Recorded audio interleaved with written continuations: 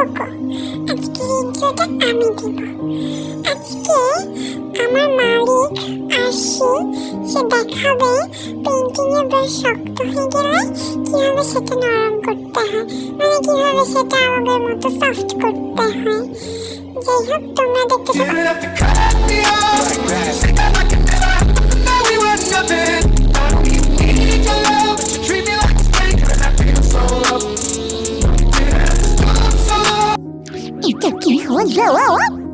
আচ্ছা বাবা, ইন্ট্রো তো শেষ, এবার আমি বলি। আজকে আমি এইভাবেই ব্লগ বানাচ্ছিলাম, র্যান্ডম ডে ব্লগ। তখন ভাবলাম আমার এই শক্ত ব্রাশগুলো, নষ্ট হয়ে যাওয়া ব্রাশগুলোকে ঠিক করে ফেলি, তো এটার জন্যই বসেছিলাম। Stress! Oh my god, stress! Oh my god! ওকে, এখন আমি এগুলোকে ভালো মতো ক্লিন করে নিচ্ছি, আর এটা করতে আমার প্রায় আধা ঘন্টা সময় লেগেছে। তোমাদের টিউটোরিয়াল লাগলে তোমাকে বলতে পারো, আমি দিবনি। অ্যান্ড ওই দিনই বিকালে আমি এখানে পেইন্ট করতে বসেছিলাম, পেইন্ট করতে বসে চিপস খেয়েছি। ওকে বাবা, নেক্সট টাইম থেকে তোমাকেও দিব। যাই হোক, এখানে আমার চিপস খেতে খেতে অ্যান্ড পেইন্টিং করতে করতে আমার পেইন্টিং করা শেষ। This is the final look.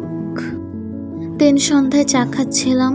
যাই হোক, আমি ভেবেছিলাম চায়ের ভিডিওটা করব, আমার বোন হাতে মেহেদি দিয়েছে দেখে বললো কি আমার হাতে ভিডিওটা নেই।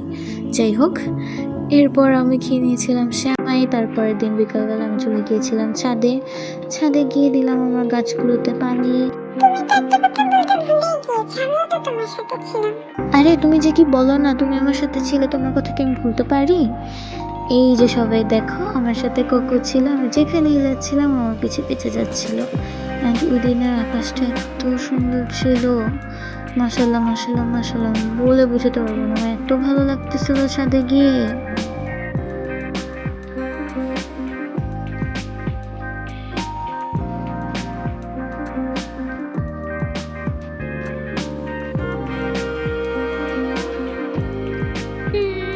অ্যান্ড এই যে দেখো আমার মেয়েদের গাছগুলো কিরকম জানি হলুদ হলুদ হয়ে গিয়েছে।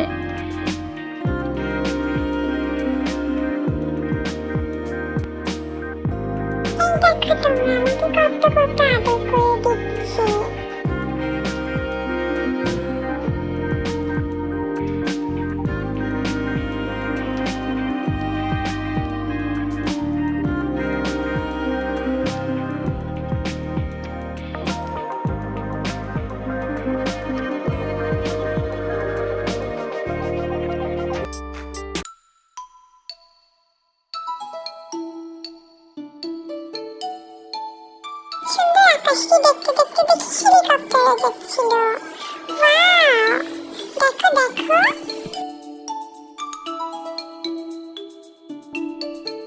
তুমি কিন্তু ঠিক বলেছো, ওদিনের আকাশটা আসলে অনেক সুন্দর ছিল।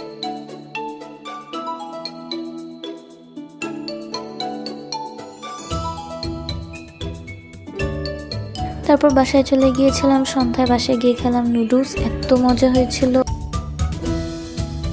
অ্যান্ড এইটা আমি জানো ক্লে দিয়ে বাসায় মেক করেছি, just look at the finishing. আমার তো অনেক ভালো লেগেছে, এটা আমি নিজের হাতে মেক করেছি, আমার বিশ্বাসই হচ্ছিল না। তোমাদের কেমন লেগেছে তোমরা কমেন্ট করে জানিও। আজকের ব্লগে এইটুকুই, আল্লাহ হাফেজ।